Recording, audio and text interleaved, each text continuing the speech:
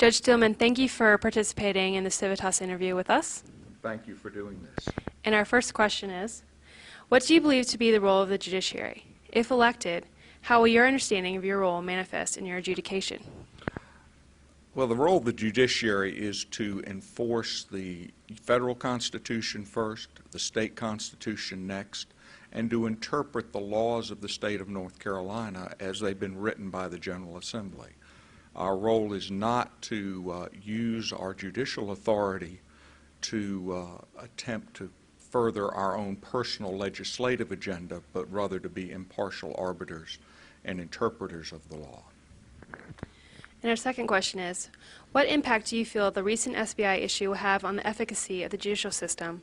Should this cause North Carolinians to reconsider their position on the death penalty?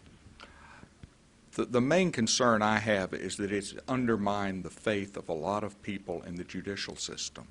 And unless people have faith and trust in the judicial system, it undercuts our ability to be respected and to be viewed as impartial arbiters.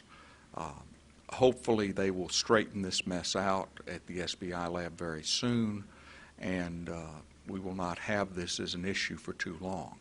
I do not feel that it should impact whether or not we have a death penalty in North Carolina. And our next question is, what are your thoughts on judicial offices being made nonpartisan and about publicly financing appellate court races? I feel like the appellate races ought to be decided on a partisan basis. I understand why they tried to go to nonpartisan, but I don't think it's working. The voters simply don't have enough information, and the party label would be a means of giving more information to the people who are making these important decisions. These are 8-year terms. You don't get to do a do-over in 2 years if you don't like who you've elected. The public financing is all right. The problem is that they don't give the candidates enough money to get their message out. You cannot run a statewide campaign in North Carolina on $250,000. You just simply cannot get the word out. And our final question is, why should North Carolina elect you to become a leader of its judicial system?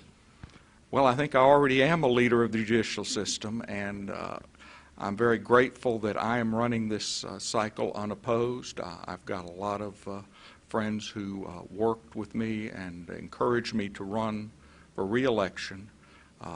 The main reason you should vote for me is because I have more judicial experience than any other candidate on the ballot. I think if you talk to people around the state, I'm respected for my scholarship on the opinions, my fairness, and treating everybody equally before the law. Thank you for your time. Okay.